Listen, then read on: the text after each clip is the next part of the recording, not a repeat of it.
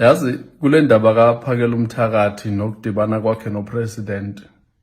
Ngiyafuna siyibuze imibuzo nje ethile. Sike siyibuze ukuthi now that abantu babelieve ukuthi kungenzeka ukuthi bafinyelele kuye, kungenzeka ukuthi ubribewe. What is inhloso yayo yonke leyo nto leyo? Because mina ngokwami nginento ethi akabribanga, and kukancane ukuthi ungabribe umuntu ngokudibana naye just ilanga eliyi-1 and already umnika imali yokuthi ayeke wonke umsebenzi ade wenza i-build up engaka to i-30 zikaJune. Kimi ayenzi sense, and so I think ukuthi in a way lento lena ibe i-byproduct. Mhlawumbe upresident was concerned ukuthi kungenzeka kulimala abantu and wanted to meet abantu, but ngiphinde ngingaxoli ngaleyo nto leyo because nginento ethi upresident knew ukuthi uPhakela uMthakathi akasebenzi yedwa. He knew ukuthi labantu bawu-3 abakwi-forefront but wabiza 2. That means upresident knew ukuthi into ayenzayo yena ukufaka isandla semfene so that sikhuluma into engasadibani sisonke ezabantu abasupport i-march and march.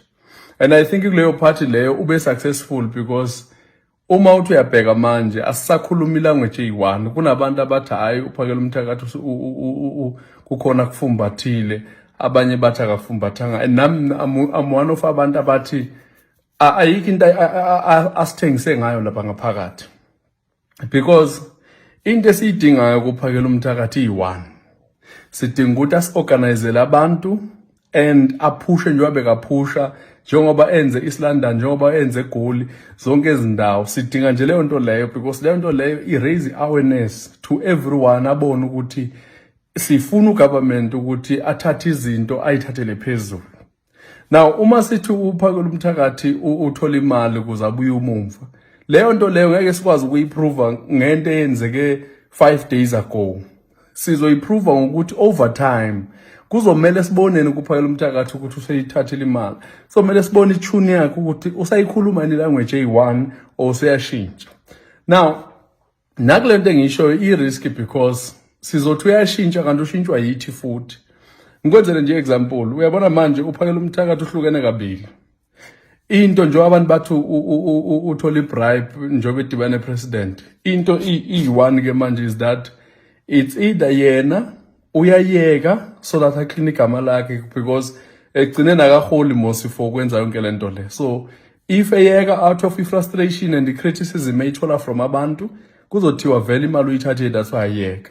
Yebo, uma eqhubeka and uyabona ukuthi uqhubeka kwakhe uqedwa yithi motivation because thina siphinde sithi hayi uPhakela uMthakathi ufumbathiswe into ethile, of which ke mina ngibona ngathi i-greatest enemy la yithi thina abantu ekade sifuna futhi ukuthi into iqhubeke. So angazi ukuthi noma lama ukuthi kunzima ukuwabona ama-comment ukuthi asuka kumuntu oyayo kwi-march or asuka kumuntu ongayi kwi-march. And at this point mina ngibona ngathi into better ukuthi make this time around siyifundise ukuthemba iy'nkokheli zethu, siyifundise ukuthi uma umuntu sithi uyi-leader ake simyeke asikhokhele until sonke sibe nobufakazi of enough ukuthi uyahluleka ukusikhokhela. Because okwamanje we don't have evidence ethi uPhakela uMthakathi u-corrupt or uPhakela uMthakathi u-receive i-bribe. Asinayo i-evidence esinayo ukuthi uPhakela uMthakathi ever since ajoyine i-march and march umsebenzi wavele wawenza walula ×2 more than before. So I'm not sure ukuthi lana thina siyayi-understand ani role esiyenzayo ukuthi yonke into esiyikhuluma mayifika kuPhakela uMthakathi izofika yenze ini kuye. Because manje whatever action azoyenza, whether le nkulumo zethu ziyamhetha or azimhethi, if efuna ukubuya umva kuzobe ngathi vele uyitholile imali kanti imali uzothola akayitholanga. So I feel like in a way our greatest enemy right now yithi esiyigwaza ngomkhonto. Uyazi isiZulu siye sithi kushaywa edonsayo, and yabo manje kushaywa edonsayo. And inkomo edonsayo ayishaywa ngeyi-stranger, ishaywa ngabantu ebancedayo lenkomo most of the time.